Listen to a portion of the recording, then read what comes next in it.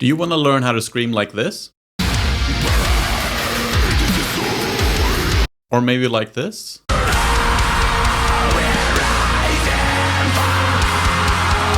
Or maybe this? Well then stay tuned because I'm gonna show you how.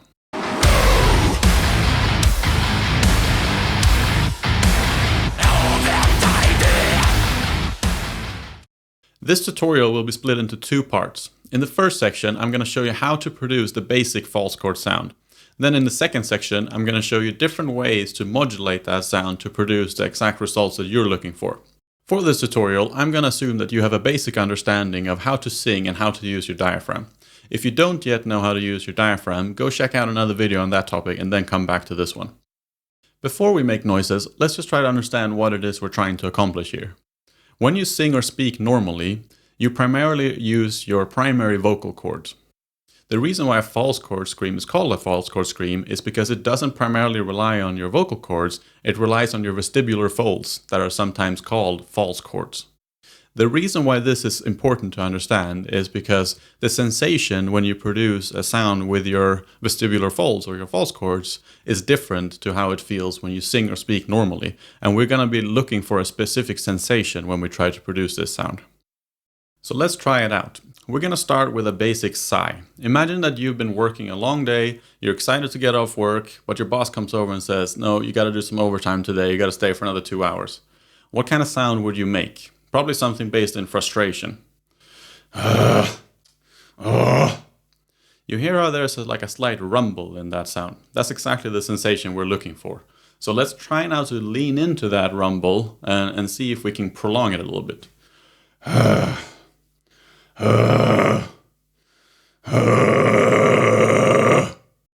This is the false chord scream in its essence.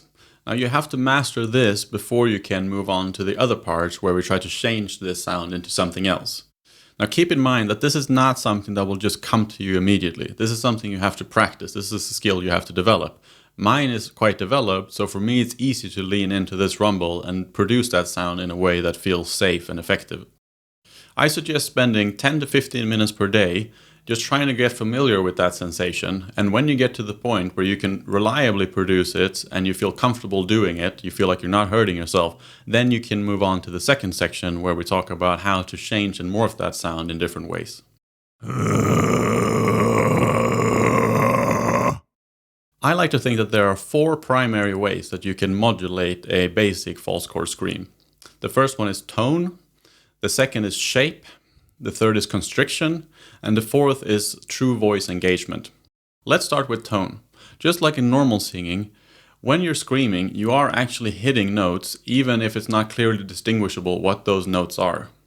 So I can, for example, sing at a comfortable tone like this, la, or I can scream at a similar tone like this, la, or something lower like this, la, or screaming it low like that.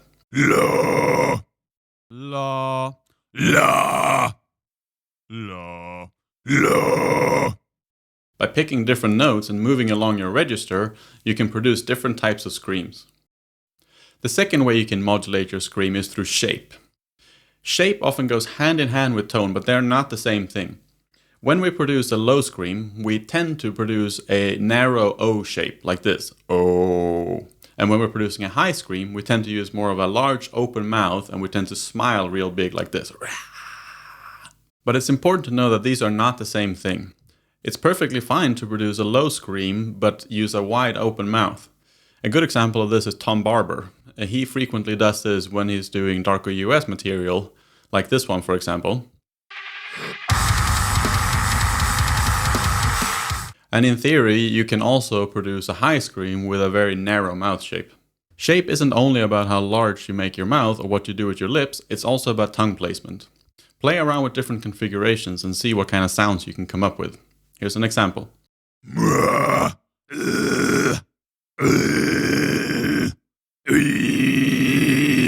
The third way we can modulate our screams is through constriction. Now the easiest way for me to explain this is to demonstrate it. If I do this,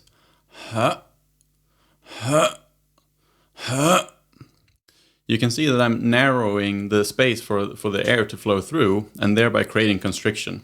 Now it's important to note that I'm not tensing or clamping down here. This is still a very relaxed thing. Here's an example of me doing this, but still backing it with a normal false chord scream. Powerless! Powerless! The final way we can modulate our false chord scream is by using more or less of our true voice. Here's an example.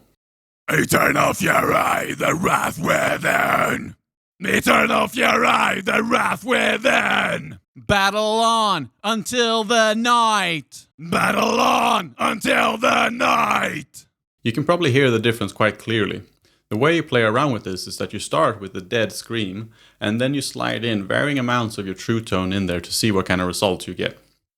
Now just a word of caution, because you are using your true vocal cords more in this technique, there's more risk that you cause damage, so be careful and listen to your body at all times. I hope this was useful to some of you. If you have any questions, just drop them down below and I'll try to answer them. And until next time, peace.